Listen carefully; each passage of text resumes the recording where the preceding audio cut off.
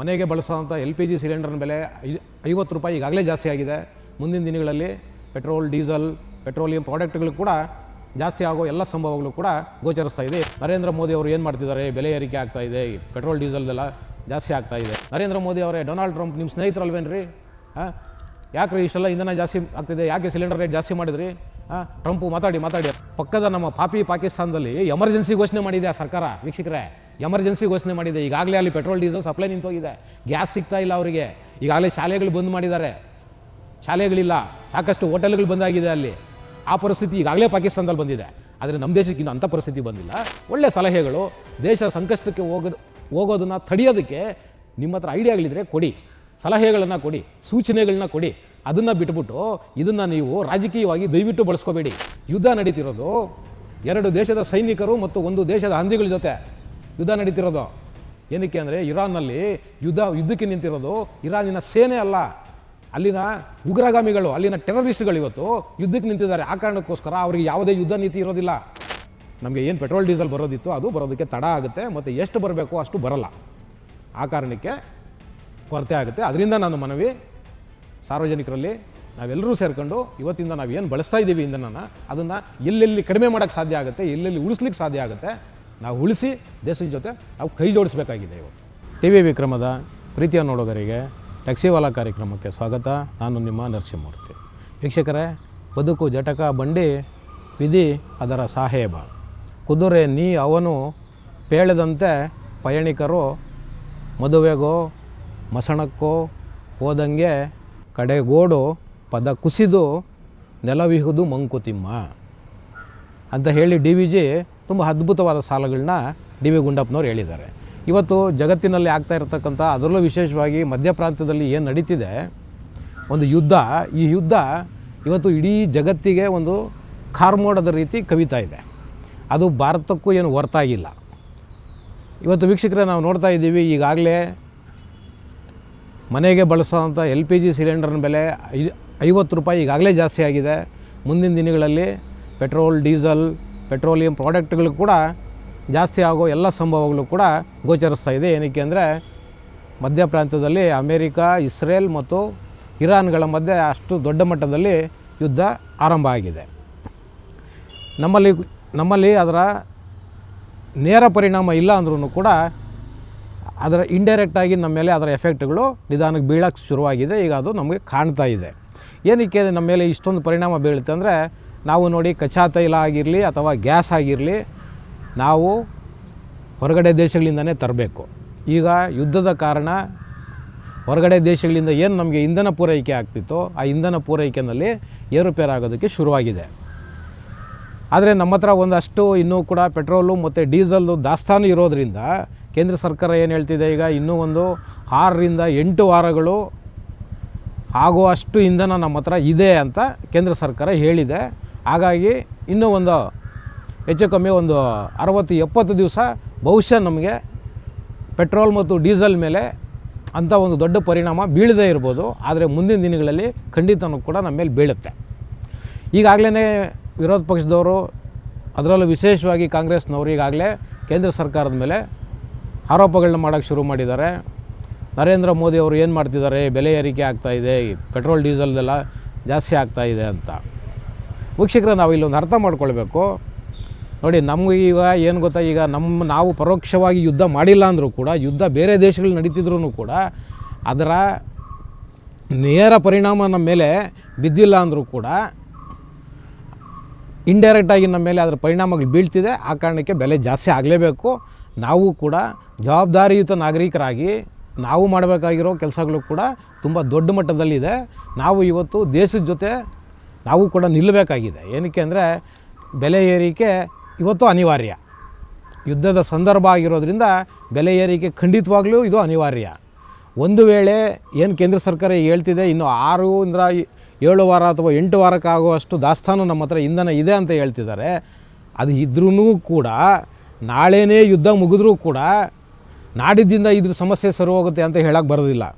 ಏನಕ್ಕೆ ಅಂದರೆ ನೋಡಿ, ಇವಾಗ ಯುದ್ಧ ಯಾವ ಮಟ್ಟದಲ್ಲಿ ಆಗ್ತಾ ಇದೆ ಅಂದರೆ, ಅಮೇರಿಕಾ, ಇಸ್ರೇಲು ಮತ್ತು ಇರಾನು, ಈ 3 ದೇಶಗಳು ತುಂಬ ದೊಡ್ಡ ಮಟ್ಟದಲ್ಲಿ ಏನು ಇಂಧನನ ಉತ್ಪತ್ತಿ ಮಾಡ್ತಾರಲ್ಲ, ಆ ಬಂಕರ್ಗಳ ಮೇಲೆ ಇವತ್ತು ಆ ಟ್ಯಾಂಕರ್ಗಳ ಮೇಲೆ ಹೋಗಿ ಬಾಂಬ್ಗಳನ್ನ ಹಾಕ್ತಿದ್ದಾರೆ, ಅಲ್ಲಿನ ಪೈಪ್ಲೈನ್ಗಳನ್ನ ಧ್ವಂಸ ಮಾಡ್ತಿದ್ದಾರೆ.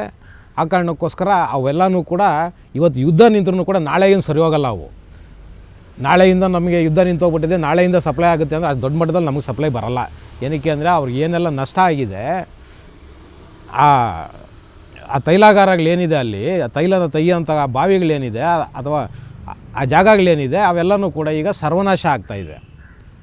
ವಿಶೇಷವಾಗಿ ಇರಾನು, ಕುವೈತು ಈ ಭಾಗಗಳಲ್ಲಿ, ದುಬಾಯಿ ಈ ಭಾಗಗಳಲ್ಲಿ ತುಂಬ ದೊಡ್ಡ ಮಟ್ಟದಲ್ಲಿ ಹಾನಿ ಆಗ್ತಾಯಿದೆ. ಆ ಕಾರಣಕ್ಕೋಸ್ಕರ ಅಷ್ಟು ಸಡನ್ನಾಗಿ ನಮಗೆ ಯುದ್ಧ ನಿಂತರೂ ಕೂಡ ಇಂಧನ ಸರಬರಾಜು ಆಗೋದು ತುಂಬ ಕಷ್ಟ ಆಗುತ್ತೆ. ಆ ಕಾರಣಕ್ಕೋಸ್ಕರ ಬಹುಶಃ ಮುಂದಿನ ದಿನಗಳಲ್ಲಿ ಇದರದ್ದು ನೇರ ಹೊಡೆತ ಭಾರತಕ್ಕೂ ಕೂಡ ಬೀಳೋದಿದೆ. ಅದಕ್ಕೋಸ್ಕರ ನಾನು ವೀಕ್ಷಕರಲ್ಲಿ ಏನು ನನ್ನ ಮನವಿ ಇವತ್ತು ನಿಮ್ಮಲ್ಲಿ ಏನು ನಾನು ನನ್ನ ಒಂದು ಪ್ರಾರ್ಥನೆ ನಿಮ್ಮ ಹತ್ರ ಸಲ್ಲಿಸೋಕ್ಕೆ ಬಂದಿದ್ದೀನಿ ಅಂದರೆ, ನಾವೆಲ್ಲರೂ ಕೂಡ ಇವತ್ತು ದೇಶ ಸಂಕಷ್ಟದ ಕಡೆ ಹೋಗ್ತಿದೆ, ನಾವು ದೇಶದ ಜೊತೆ ನಿಲ್ಲಬೇಕು. ಹೌದು ವೀಕ್ಷಕರೇ, ನಾವು ದೇಶದ ಜೊತೆ ನಿಲ್ಲಬೇಕು. ಯಾಕೆಂದರೆ ನಾವು ಈ ದೇಶದ ಜವಾಬ್ದಾರಿಯುತ ನಾಗರಿಕರಾಗಿ ನಮಗೆ ಅಷ್ಟೇ ಹೊಣೆಗಾರಿಕೆ ಇದೆ, ಅಷ್ಟೇ ಜವಾಬ್ದಾರಿಯೂ ಕೂಡ ನಮ್ಮ ಮೇಲಿದೆ. ನಾವು ಇವತ್ತು ತೀರ್ಮಾನಗಳು ತಗೋಬೇಕಾಗಿದೆ. ಏನು ಸುಮ್ಮನೆ ಬೇಡದೇ ಇರೋ ಕಡೆ ನಾವು ಇವತ್ತು ಏನು ಇಂಧನನ ಉಪಯೋಗಿಸ್ತಾ ಇದ್ದೀವಿ, ವಾಹನಗಳನ್ನ ಚಲಾಯಿಸೋದ್ರ ಮುಖಾಂತರ ನಾವು ಅವಶ್ಯಕತೆ ಇದ್ದರೆ ಮಾತ್ರ ನಾಳೆಯಿಂದ ನಾವು ನಮ್ಮ ವಾಹನಗಳನ್ನ ಬಳಸೋಣ. ಆ ಮುಖಾಂತರ ಇಂಧನನ ಉಳಿಸಿ ದೇಶದ ಸಂಕಷ್ಟದ ಹೋಗೋದನ್ನು ತಪ್ಪಿಸೋ ಕೆಲಸನ ನಾವು ಮಾಡಬೇಕಾಗಿದೆ. ಮತ್ತು ಇವತ್ತು ನೋಡಿ, ಅಡುಗೆ ಅನಿಲನೂ ಕೂಡ ಈಗಾಗಲೇ ಅದ್ರ ಡಿಮ್ಯಾಂಡು ಮಾರ್ಕೆಟಲ್ಲಿ ಕಾಣ್ತಾ ಇದೆ. ಈಗಾಗಲೇ ಹೋಟೆಲ್ನವ್ರು ಹೇಳ್ತಿದ್ದಾರೆ, ನಮಗೆ ಸಿಲಿಂಡರ್ಗಳು ಸಿಗ್ತಿಲ್ಲ, ನಾವು ಬಂದ್ ಮಾಡಬೇಕಾಗತ್ತೆ ಹೋಟೆಲ್ಗಳನ್ನ ಅಂತ. ಸೊ ಇಂಥ ಪರಿಸ್ಥಿತಿ ಇದ್ದಾಗ ವಿಶೇಷವಾಗಿ ನಮ್ಮ ಹೆಣ್ಮಕ್ಳಲ್ಲಿ ಮನವಿ, ದಯವಿಟ್ಟು ಮನೆಗಳಲ್ಲಿ ನಾವು ಏನು ಗ್ಯಾಸನ್ನು ಉಪಯೋಗಿಸ್ತಿದ್ದೀವಿ, ದಯವಿಟ್ಟು ಅದನ್ನು ಒಂದು ಮಿತಿನಲ್ಲಿ ಇಟ್ಕೊಳ್ಳಿ. ಏನಕ್ಕೆ ಅಂದರೆ ಮುಂದಿನ ದಿನಗಳಲ್ಲಿ ಯುದ್ಧ ಏನಾದರೂ ತುಂಬ ತೀವ್ರಗತಿನಲ್ಲಿ ಆಗೋಕ್ಕೆ ಶುರುವಾಯಿತು ಅಂದರೆ ಗೊತ್ತಿಲ್ಲ, ನಮಗೆ ಮುಂದಿನ ದಿನಗಳಲ್ಲಿ ಸಿಲಿಂಡರ್ ಕೂಡ ಸಿಗುತ್ತೋ ಇಲ್ವೋ ಗೊತ್ತಿಲ್ಲ. ಆ ಕಾರಣಕ್ಕೋಸ್ಕರ ದಯವಿಟ್ಟು ನಮ್ಮ ಹೆಣ್ಮಕ್ಳು ಮನೆಗಳಲ್ಲಿ ವಿನಾಕಾರಣ ಗ್ಯಾಸನ್ನು ಉಪಯೋಗಿಸಬೇಡಿ, ಮಿತವಾಗಿ ಬಳಸಿ ನಾವು ಅದನ್ನು ಆದಷ್ಟು ಶೇಖರಣೆ ಮಾಡ್ಕೊಳ್ಳೋ ದಿಕ್ಕಿನಲ್ಲಿ ಇವತ್ತು ಪ್ರಯತ್ನ ಮಾಡಬೇಕು. ದೇಶ ಸಂಕಷ್ಟಕ್ಕೆ ಹೋಗೋದನ್ನು ತಡಿಬೇಕು.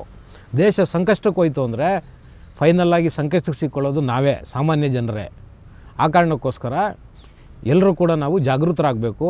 ಮತ್ತು ಯಾರೆಲ್ಲ ನಾವು ವಾಹನಗಳನ್ನ ಇಟ್ಕೊಂಡಿದ್ದೀವಿ, ಸುಮ್ಮನೆ ಬೇಡದೇ ಇರೋದಕ್ಕೆಲ್ಲ ಅರ್ಧ ಕಿಲೋಮೀಟ್ರು, 1/4 ಕಿಲೋಮೀಟ್ರು, 1 ಕಿಲೋಮೀಟ್ರು ಕೊತ್ತಂಬರಿ ತರೋಕ್ಕೆ, ಮೆಣಸಿನ್ಕಾಯಿ ತರೋದಕ್ಕೆ ದಯವಿಟ್ಟು ವಾಹನಗಳನ್ನ ತೊಗೊಂಡು ಚಾಲನೆ ಮಾಡಿ ಇಂಧನನ ಬಳಸಬೇಡಿ. ನಾವು ಹಿಂದೆ ಎಲ್ಲ ಆ ಕೆಲಸ ಮಾಡಿದ್ದೀವಿ, ಪರವಾಗಿಲ್ಲ, ನಮಗೆ ಯಥೇಚ್ಛವಾಗಿ ಸಿಗ್ತಾ ಇತ್ತು, ನಮಗೆ ಕಷ್ಟ ಇರಲಿಲ್ಲ, ನಾವು ಬಳಸ್ತಾ ಇದ್ವಿ ಆಗ. ಆದರೆ ಈಗ ದೇಶದ ಪರಿಸ್ಥಿತಿ ಕಷ್ಟ ಆಗ್ತಿದೆ. ಇಂಧನ ಪೂರೈಕೆಯಲ್ಲಿ ತುಂಬ ವ್ಯತ್ಯಾಸಗಳು ಬರೀ ನಮ್ಮ ದೇಶಕ್ಕಲ್ಲ, ಇಡೀ ಜಗತ್ತಿಗೆ ಆಗ್ತಾಯಿದೆ. ಆ ಕಾರಣಕ್ಕೋಸ್ಕರ ನಾವೆಲ್ಲರೂ ಕೂಡ ಇವತ್ತು ಒಂದು ಸಣ್ಣ ಜಾಗರೂಕರಾಗಬೇಕಾಗಿದೆ. ಒಂದು ಸಣ್ಣ ಮಟ್ಟದಲ್ಲಿ ಜಾಗರೂಕರಾಗಿ ದೇಶದ ಜೊತೆ ನಾವು ನಿಲ್ಲಬೇಕು. ದೇಶ ಸಂಕಷ್ಟಕ್ಕೆ ಹೋಗ್ತಿದೆ, ಇನ್ನೂ ಹೋಗಿಲ್ಲ, ಹೋಗೋದನ್ನು ನಾವು ತಡಿಬೇಕಾಗಿದೆ ಇವತ್ತು. ಆ ಕಾರಣಕ್ಕೋಸ್ಕರ ನಮ್ಮ ಜವಾಬ್ದಾರಿಗಳನ್ನು ಕೂಡ ನಾವು ಮೆರಿಬೇಕಾಗಿದೆ. ಈಗಾಗಲೇ ಕಾಂಗ್ರೆಸ್ನವರು ದೊಡ್ಡ ಮಟ್ಟದಲ್ಲಿ ಪ್ರತಿಭಟನೆಗಳು ಮಾಡ್ತಿದ್ದಾರೆ. ನರೇಂದ್ರ ಮೋದಿ ಅವರೇ, ಡೊನಾಲ್ಡ್ ಟ್ರಂಪ್ ನಿಮ್ಮ ಸ್ನೇಹಿತರಲ್ವೇನ್ರಿ? ಯಾಕ್ರಿ ಇಷ್ಟೆಲ್ಲ ಇಂಧನ ಜಾಸ್ತಿ ಆಗ್ತಿದೆ, ಯಾಕೆ ಸಿಲಿಂಡರ್ ರೇಟ್ ಜಾಸ್ತಿ ಮಾಡಿದ್ರಿ? ಟ್ರಂಪು ಮಾತಾಡಿ ಅಂತ. ವೀಕ್ಷಕರೇ ನೋಡಿ, ಇದು ಕೇವಲ ರಾಜಕಾರಣ. ಕಾಂಗ್ರೆಸ್ ಏನು ಮಾಡ್ತಿದೆ ಇವತ್ತು ಆರೋಪಗಳು, ಇದು ಕೇವಲ ರಾಜಕಾರಣ. ಇದು ಕೇವಲ ಭಾರತಕ್ಕಾಗಿರೋ ಪರಿಸ್ಥಿತಿ ಅಲ್ಲ, ಇಡೀ ಜಗತ್ತಿಗಾಗಿದೆ. ಹೌದು, ಇಡೀ ಜಗತ್ತಿನಲ್ಲಿ ಇವತ್ತು ಈ ಬೇಡಿಕೆ ಆಗ್ತಾಯಿದೆ, ಈ ಬೆಲೆ ಏರಿಕೆಗಳು ಆಗ್ತಾಯಿದೆ, ಇಂಧನದ ಕೊರತೆ ಇಡೀ ಜಗತ್ತಿನಲ್ಲಿ ಇವತ್ತು ಕಾಣಿಸ್ತಾ ಇದೆ. ಪಕ್ಕದ ನಮ್ಮ ಪಾಕಿಸ್ತಾನದಲ್ಲಿ ಎಮರ್ಜೆನ್ಸಿ ಘೋಷಣೆ ಮಾಡಿದೆ ಆ ಸರ್ಕಾರ. ವೀಕ್ಷಕರೇ, ಎಮರ್ಜೆನ್ಸಿ ಘೋಷಣೆ ಮಾಡಿದೆ. ಈಗಾಗಲೇ ಅಲ್ಲಿ ಪೆಟ್ರೋಲ್ ಡೀಸೆಲ್ ಸಪ್ಲೈ ನಿಂತೋಗಿದೆ, ಗ್ಯಾಸ್ ಸಿಗ್ತಾ ಇಲ್ಲ ಅವರಿಗೆ. ಈಗಾಗಲೇ ಶಾಲೆಗಳು ಬಂದ್ ಮಾಡಿದ್ದಾರೆ, ಶಾಲೆಗಳಿಲ್ಲ, ಸಾಕಷ್ಟು ಹೋಟೆಲ್ಗಳು ಬಂದಾಗಿದೆ ಅಲ್ಲಿ. ಆ ಪರಿಸ್ಥಿತಿ ಈಗಾಗಲೇ ಪಾಕಿಸ್ತಾನದಲ್ಲಿ ಬಂದಿದೆ. ಆದರೆ ನಮ್ಮ ದೇಶಕ್ಕೆ ಇನ್ನೂ ಅಂಥ ಪರಿಸ್ಥಿತಿ ಬಂದಿಲ್ಲ. ಆ ಕಾರಣಕ್ಕೋಸ್ಕರ ನಾವು ಕೂಡ ಇಂಥ ಒಂದು ಸಂದರ್ಭದಲ್ಲಿ ದೇಶದ ಜೊತೆ ನಮ್ಮ ಕೈನಲ್ಲಿ ಎಷ್ಟಾಗುತ್ತೋ ಅಷ್ಟು ಕೈ ಜೋಡಿಸೋದ್ರ ಮುಖಾಂತರ ಈ ದೇಶನ ಸಂಕಷ್ಟಕ್ಕೆ ಹೋಗೋದನ್ನ ತಪ್ಪಿಸೋಣ. ಇನ್ನು ಯಥಾ ಪ್ರಕಾರ ಕಾಂಗ್ರೆಸ್ನವರು ಆರೋಪ ಮಾಡ್ತಿರೋದು ಬರೀ ರಾಜಕಾರಣ, ಅದರಲ್ಲಿ ಮತ್ತೆ ಏನೂ ಇಲ್ಲ. ಕಾಂಗ್ರೆಸ್ ಅವ್ರಿಗೊಂದು ನಮ್ಮದೊಂದು ಪ್ರಶ್ನೆ ಇದೆ, ದಯವಿಟ್ಟು ನೀವು ಉತ್ತರ ಕೊಡಿ. ನೀವು ಏನು ಆರೋಪ ಮಾಡ್ತಿದ್ದೀರಲ್ಲ, ನೀವು ಬರೀ ಆರೋಪ ಮಾಡೋದಲ್ಲ, ಒಂದು ಪಕ್ಷ ನಿಮ್ಮದೇ ಸರ್ಕಾರ ಇತ್ತು ಅಂತ ಇಟ್ಕೊಳ್ಳಿ. ಈಗ ನೀವು ಏನು ಕ್ರಮಗಳನ್ನ ತಗೋತಾ ಇದ್ರಿ? ನೀವು ದಯವಿಟ್ಟು ಸಲಹೆ ಸೂಚನೆಗಳನ್ನ ಕೇಂದ್ರ ಸರ್ಕಾರಕ್ಕೆ ಕೊಡಿ. ಅದನ್ನು ಬಿಟ್ಬಿಟ್ಟು ಪ್ರೆಸ್ ಮೀಟ್ಗಳನ್ನ ಕರೆದು ಆರೋಪ ಮಾಡೋದಲ್ಲ. ನಿಮ್ಮಲ್ಲಿ ಏನಾದರೂ ಇಂಥ ಒಂದು ಸಂಕಷ್ಟದ ಪರಿಸ್ಥಿತಿನಲ್ಲಿ, ಬರೀ ನಮ್ಮ ದೇಶ ಮಾತ್ರ ಸಂಕಷ್ಟ ಅಲ್ಲ, ಇಡೀ ಜಗತ್ತು ಇವತ್ತು ಸಂಕಷ್ಟಕ್ಕೆ ಹೋಗ್ತಿದೆ. ಇಂಥ ಒಂದು ಪರಿಸ್ಥಿತಿನಲ್ಲಿ ನಿಮ್ಮ ತಲೆಗಳಲ್ಲಿ ಏನಾದರೂ ಈ ಸಂಕಷ್ಟನ ತಡೆಯುವಂಥ ಉಪಾಯಗಳೇನಾದರೂ ಇದ್ದರೆ ಹೇಳಿ. ಅದನ್ನು ಬಿಟ್ಬಿಟ್ಟು ನರೇಂದ್ರ ಮೋದಿ ಅವ್ರಿಗೂ ಟ್ರಂಪು ಕುಚ್ಕು ನರೇಂದ್ರ ಮೋದಿ ಏನು ಮಾಡ್ತಿದ್ದಾರೆ, ಸರೆಂಡರ್ ಮೋದಿ, ಇವೆಲ್ಲ ಬಿಡಿ. ಇವೆಲ್ಲ ಬಿಟ್ಟು ನಿಮ್ಮ ಹತ್ರ ಒಳ್ಳೆಯ ಸಲಹೆಗಳು, ದೇಶ ಸಂಕಷ್ಟಕ್ಕೆ ಹೋಗೋದನ್ನು ತಡೆಯೋದಕ್ಕೆ ನಿಮ್ಮ ಹತ್ರ ಐಡಿಯಾಗಳಿದ್ರೆ ಕೊಡಿ, ಸಲಹೆಗಳನ್ನು ಕೊಡಿ, ಸೂಚನೆಗಳನ್ನ ಕೊಡಿ. ಅದನ್ನು ಬಿಟ್ಬಿಟ್ಟು ಇದನ್ನು ನೀವು ರಾಜಕೀಯವಾಗಿ ದಯವಿಟ್ಟು ಬಳಸ್ಕೋಬೇಡಿ. ಮುಂದಿನ ದಿನಗಳಲ್ಲಿ ನಿಮಗೂ ಗೊತ್ತಿದೆ, ನಮಗೂ ಗೊತ್ತಿದೆ, ಸಾಕಷ್ಟು ಈ ದೇಶದ ಜನರಿಗೆ ಗೊತ್ತಿದೆ. ಮುಂದೆ ಇದೇ ಯುದ್ಧ ಇನ್ನೊಂದು 15-20 ದಿವಸ ಈ ಯುದ್ಧ ನಡೆದ್ರೆ ಜಗತ್ತು, ಬರೀ ಭಾರತ ಅಲ್ಲ, ಜಗತ್ತು ಯಾವ ಮಟ್ಟದಲ್ಲಿ ಸಂಕಷ್ಟಿಗೆ ತಗುಲ್ಕೊಳ್ಳುತ್ತೆ ಅನ್ನೋದು ನಿಮಗೆಲ್ರಿಗೂ ಗೊತ್ತಿದೆ. ಅದಕ್ಕೋಸ್ಕರ ಹೇಳ್ತಾ ಇದ್ದೀನಿ, ದಯಮಾಡಿ ನಿಮ್ಮಲ್ಲಿ ಒಳ್ಳೆಯ ಸಲಹೆಗಳು, ಸೂಚನೆಗಳಿದ್ದರೆ ಸರ್ಕಾರಕ್ಕೆ ಕೊಡಿ. ಈ ದೇಶನ ಸಂಕಷ್ಟದಿಂದ ಪಾರು ಮಾಡೋದಕ್ಕೆ ನಿಮ್ಮ ಒಂದು ಸಣ್ಣ ಅಳಿಲು ಸೇವೆನಾದರೂ ಮಾಡಿ ಪುಣ್ಯ ಕೊಟ್ಕೊಳ್ಳಿ. ಯಾಕೆಂದರೆ ನೀವು ಅಯೋಗ್ಯರು, ನೀವು ಮಾಡಿರೋದೆಲ್ಲ ಬರೀ ದೇಶದ್ರೋಹದ ಕೆಲಸನೇ ಇಲ್ಲಿವರೆಗೂ. ಅಟ್ಲೀಸ್ಟ್ ಈಗ ದೇಶ ಸಂಕಷ್ಟಕ್ಕೆ ಹೋಗ್ತಿದೆ, ಹೋಗೋ ಪರಿಸ್ಥಿತಿ ನಿರ್ಮಾಣ ಆಗ್ತಿದೆ. ಆ ಕಾರಣಕ್ಕೋಸ್ಕರ ನಾನು ಹೇಳ್ತಾ ಇದ್ದೀನಿ, ಒಳ್ಳೆ ಸಲಹೆಗಳನ್ನ ಕೊಡಿ. ರಾಜಕಾರಣನ ಮಾಡಬೇಡಿ, ಈ ಟೈಮಲ್ಲಿ ರಾಜಕಾರಣ ಮಾಡಬೇಡಿ. ಖಂಡಿತ ಈಗ ಬರೀ 50 ರೂಪಾಯಿ ಗ್ಯಾಸ್ ಸಿಲಿಂಡರ್ ಅಷ್ಟೇ ಜಾಸ್ತಿ ಆಗಿದೆ, LPG ಸಿಲಿಂಡರ್ ಅಷ್ಟೇ ಜಾಸ್ತಿ ಆಗಿದೆ. ಮುಂದಿನ ದಿನಗಳಲ್ಲಿ ಪೆಟ್ರೋಲು ಡೀಸೆಲ್ಲು ಕೂಡ ಜಾಸ್ತಿ ಆಗುತ್ತೆ, ನಿಮಗೆ ಗೊತ್ತಿದೆ ಅದು. ನೀವು ಅದನ್ನು ಈಗ ಖಂಡನೆ ಮಾಡಿಕೊಂಡು ಪ್ರೊಟೆಸ್ಟ್ಗಳು ಮಾಡೋದ್ರಿಂದ ಯಾವ ಪ್ರಯೋಜನವೂ ಬರೋದಿಲ್ಲ. ಏನಕ್ಕೆ ಅಂದರೆ ಪೆಟ್ರೋಲು ಡೀಸೆಲ್ಲು ಯಥೇಚ್ಛವಾಗಿ ಸಿಗ್ತಾ ಇದ್ರೂ ಕೂಡ ಕೇಂದ್ರ ಸರ್ಕಾರ ದರಗಳನ್ನ ಹೆಚ್ಚು ಮಾಡಿದಾಗ ನೀವು ಪ್ರೊಟೆಸ್ಟ್ಗಳು ಮಾಡಿ ಜನರಿಗೆ ಹೇಳಿ ಇವ್ರು ಯಾಕೆ ಜಾಸ್ತಿ ಮಾಡ್ತಿದ್ದಾರೆ ಅಂತ. ಆದರೆ ಈಗ ಅಂಥ ಪರಿಸ್ಥಿತಿ ಇಲ್ಲ. ಏನಕ್ಕೆ ಅಂದರೆ ಪೆಟ್ರೋಲ್ ಡೀಸೆಲ್ದು ಬೇಡಿಕೆ ಜಾಸ್ತಿ ಆಗಿದೆ, ಸಪ್ಲೈ ಆಗ್ತಾ ಇಲ್ಲ. ಏನಕ್ಕೆ ಅಂದರೆ ಯುದ್ಧ ನಡೀತಿದೆ ಅಲ್ವಾ, ಆ ಕಾರಣಕ್ಕೋಸ್ಕರ. ಮತ್ತು ವೀಕ್ಷಕರೇ ನೋಡಿ, ನಾವಿಲ್ಲಿ ಗಮನಿಸಬೇಕಾಗಿರೋದು ಏನಂದರೆ, ಯುದ್ಧ ನಡೀತಿರೋದು 2 ದೇಶದ ಸೈನಿಕರು ಮತ್ತು 1 ದೇಶದ ಹಂದಿಗಳ ಜೊತೆ ಯುದ್ಧ ನಡೀತಿರೋದು. ಸೈನಿಕರ ಜೊತೆ ಮಿಲ್ಟ್ರಿ ಜೊತೆ ಯುದ್ಧ ಆದರೆ ಇಂಥ ಇವತ್ತು ಏನು ಅಲ್ಲಿ ಹಾನಿ ಆಗ್ತಿದೆಯಲ್ಲ, ಏನು ಈ ಪೆಟ್ರೋಲ್ ಮತ್ತು ಡೀಸೆಲ್ನ ಕಚ್ಚಾ ಆಯಿಲ್ನ ತೆಗಿತಾರಲ್ವ, ಆ ಜಾಗಗಳಿಗೆ ಬಾಂಬುಗಳನ್ನ ಹಾಕ್ತಿದ್ದಾರೆ ಇರಾನ್ನವರು. ಏನಕ್ಕೆ ಅಂದರೆ ಇರಾನ್ನಲ್ಲಿ ಯುದ್ಧಕ್ಕೆ ನಿಂತಿರೋದು ಇರಾನಿನ ಸೇನೆ ಅಲ್ಲ, ಅಲ್ಲಿನ ಉಗ್ರಗಾಮಿಗಳು, ಅಲ್ಲಿನ ಟೆರರಿಸ್ಟ್ಗಳು ಇವತ್ತು ಯುದ್ಧಕ್ಕೆ ನಿಂತಿದ್ದಾರೆ. ಆ ಕಾರಣಕ್ಕೋಸ್ಕರ ಅವರಿಗೆ ಯಾವುದೇ ಯುದ್ಧ ನೀತಿ ಇರೋದಿಲ್ಲ. ಸೇನೆ ಮಧ್ಯೆ ಯುದ್ಧ ಆಡಿದಾಗ ಯಾವುದೇ ನಾಗರಿಕರಿಗೆ ಅಥವಾ ನಿಬಿಡ ಪ್ರದೇಶಗಳಿಗೆ ಯಾವುದೇ ದಾಳಿ ಮಾಡೋದಿಲ್ಲ, ಸೈನ್ಯಗಳು ದಾಳಿ ಮಾಡಿದ್ರೆ. ಆದರೆ ಇಲ್ಲಿ ಏನಾಗ್ತಿದೆ ಇರಾನಲ್ಲಿ ಅಂದರೆ, ಇರಾನ್ನಲ್ಲಿ IRGC ಅಂತ ಇದೆ ಅವ್ರದ್ದು. ಅವರು ಸೈನಿಕರಲ್ಲ, ಅವರು ಅಧಿಕೃತವಾಗಿ ಇರಾನಿ ಸೇನೆ ಅಲ್ಲ, ಅದು ಒಂದು ಬಂದೂಕೋರರ ಪಡೆ. ಅದು ಅಂಥವ್ರನ್ನ ಇಟ್ಕೊಂಡು ಇರಾನ್ ಇವತ್ತು ಯುದ್ಧ ಮಾಡೋಕ್ಕೆ ಹೊರಟಿರೋದು. ಆ ಕಾರಣಕ್ಕೆ ಏನು ಈ ಪೆಟ್ರೋಲ್ ಡೀಸೆಲ್ನ ತಯಾರು ಮಾಡಿಕೋ ಘಟಕಗಳ ಮೇಲೆ ಇವತ್ತು ಅವರು ಬಾಂಬುಗಳನ್ನ ಹಾಕ್ತಿದ್ದಾರೆ. ಮತ್ತು ಏನು ಪೈಪ್ಲೈನ್ ಇದೆಯಲ್ಲ, ಪೆಟ್ರೋಲ್ ಡೀಸೆಲ್ ಗ್ಯಾಸ್ ಬರೋ ಪೈಪ್ಲೈನ್ ಇದೆಯಲ್ಲ, ಆ ಪೈಪ್ಲೈನ್ಗಳ ಮೇಲೆ ಬಾಂಬುಗಳು ಹಾಕಿ ಅವನ್ನ ಹಾನಿ ಮಾಡ್ತಿದ್ದಾರೆ. ಇವ್ರ ಉದ್ದೇಶ ಏನಪ್ಪ ಇವ್ರದ್ದು ಅಂದರೆ, ಇಡೀ ಜಗತ್ತು ಸಂಕಷ್ಟಕ್ಕೆ ಸಿಲ್ಕೋಬೇಕು. ಅವ್ರಿಗೆ ಗೊತ್ತಿದೆ, ನಾವು ಹೆಂಗೋ ಸರ್ವನಾಶ ಆಗ್ತೀವಿ, ಅಮೇರಿಕಾ ಮತ್ತು ಇಸ್ರೇಲ್ ಎರಡೂ ಸೇರ್ಕೊಂಡು ನಮ್ಮನ್ನು ಹೆಂಗೋ ಮುಗಿಸ್ಬಿಡ್ತಾರೆ, ಸರ್ವನಾಶ ಮಾಡಿಬಿಡ್ತಾರೆ. ನಾವು ಬರೀ ಸಾಯೋದು ಅಷ್ಟೇ ಆಗಬಾರ್ದು, ಇಡೀ ಜಗತ್ತನ್ನು ಕೂಡ ಸಂಕಷ್ಟಕ್ಕೆ ಸಿಲುಕಿಸ್ಬೇಕು ಅಂತ ಹೇಳಿ ಇವರುಗಳು ಇವತ್ತು ಈ ಪೆಟ್ರೋಲ್ ಡೀಸೆಲ್ ಎಲ್ಲಿ ಉತ್ಪಾದನೆ ಆಗ್ತಿದೆ ಅಂಥ ಕಡೆ ಇವರುಗಳು ಬಾಂಬುಗಳನ್ನ ಹಾಕಿ ಅವುಗಳನ್ನ ನಾಶ ಮಾಡ್ತಿದ್ದಾರೆ. ಆ ಕಾರಣಕ್ಕೋಸ್ಕರ ಇಲ್ಲಿ ನಮ್ಮ ದೇಶದಲ್ಲೂ ಕೂಡ ಪೆಟ್ರೋಲ್ ಡೀಸೆಲ್ಲು ಸರಿಯಾದ ಸಮಯಕ್ಕೆ ಬೇಕಾದಷ್ಟು ನಮಗೆ ಸಪ್ಲೈ ಆಗೋದಿಲ್ಲ. ಆದರೆ ಇವತ್ತು ಕೇಂದ್ರ ಸರ್ಕಾರ ರಷ್ಯಾದವ್ರ ಜೊತೆನೂ ಕೂಡ ಮಾತುಕತೆ ಮಾಡ್ತಾಯಿದೆ. ರಷ್ಯಾದವ್ರ ಜೊತೆ ಇವಾಗ ಏನು 20% ಡೀಸೆಲ್ನ ಏನು ತೊಗೊಳ್ತಾ ಇದ್ದೀವಿ ನಾವು, ಈಗ ಅದಕ್ಕಿಂತ ಹೆಚ್ಚಿಗೆ ಖರೀದಿ ಮಾಡಬೇಕು ಅಂತ ಹೇಳ್ಬಿಟ್ಟು ಈಗ ಅವ್ರ ಜೊತೆನೂ ಕೂಡ ಮಾತುಕತೆ ಆಗ್ತಿದೆ. ಆ ಮುಖಾಂತರನೂ ಕೂಡ ಒಂದಷ್ಟು ಕ್ರೂಡ್ ಆಯಿಲ್ ನಮಗೆ ಬರುತ್ತೆ. ಅದು ಬಂದ್ರೂ ಕೂಡ ನಮಗೆ ಸಾಕಾಗಲ್ಲ. ಯಾಕೆಂದರೆ ನಾವು ಸಂಪೂರ್ಣವಾಗಿ ಇವತ್ತು ಆಯಿಲ್ಲು, ಡೀಸಲ್ಲು, ಪೆಟ್ರೋಲು ಮತ್ತು ಗ್ಯಾಸು ನಾವು ಸಂಪೂರ್ಣವಾಗಿ ಇವತ್ತು ಗಲ್ಫ್ ದೇಶಗಳನ್ನೇ ನಾವು ಅವಲಂಬಿಸಿದ್ದೀವಿ. ನಮ್ಮಲ್ಲಿ ದೊಡ್ಡ ಮಟ್ಟದಲ್ಲಿ ನಮ್ಮಲ್ಲಿ ಉತ್ಪಾದನೆ ಇಲ್ಲ. ನಮ್ಮಲ್ಲಿ ಏನಂದರೆ LPG ಒಂದು 20ರಿಂದ ಒಂದು 25-30% ನಾವಿಲ್ಲಿ ತಯಾರು ಮಾಡ್ಕೊತಾ ಇದ್ದೀವಿ. ಬಿಟ್ಟರೆ ನಮ್ಮಲ್ಲಿ ಯಾವುದೇ ಕಚ್ಚಾ ತೈಲ ತಯಾರು ಮಾಡ್ಕೊಳ್ಳೋವಂಥ ವ್ಯವಸ್ಥೆ ನಮಗಿಲ್ಲ, ನಮ್ಮ ಭೂಮಿನೆಲ್ಲ ಸಿಗ್ತಾ ಇಲ್ಲ. ಆ ಕಾರಣಕ್ಕೆ ನಾವು ಗಲ್ಫ್ ದೇಶಗಳ ಮೇಲೇ ನಾವು ಇವತ್ತು ಕೂಡ ಅವಲಂಬನೆ ಆಗಿರೋದು. ದುರದೃಷ್ಟವಶ ಏನಂದರೆ ಆ ಗಲ್ಫ್ ಕಂಟ್ರೀಸಲ್ಲೇ ಯುದ್ಧ ಶುರುವಾಗಿರೋದು. ನಮಗೆ ಏನು ಪೆಟ್ರೋಲ್ ಡೀಸೆಲ್ ಬರೋದಿತ್ತು ಅದು ಬರೋದಕ್ಕೆ ತಡ ಆಗುತ್ತೆ, ಮತ್ತು ಎಷ್ಟು ಬರಬೇಕು ಅಷ್ಟು ಬರಲ್ಲ.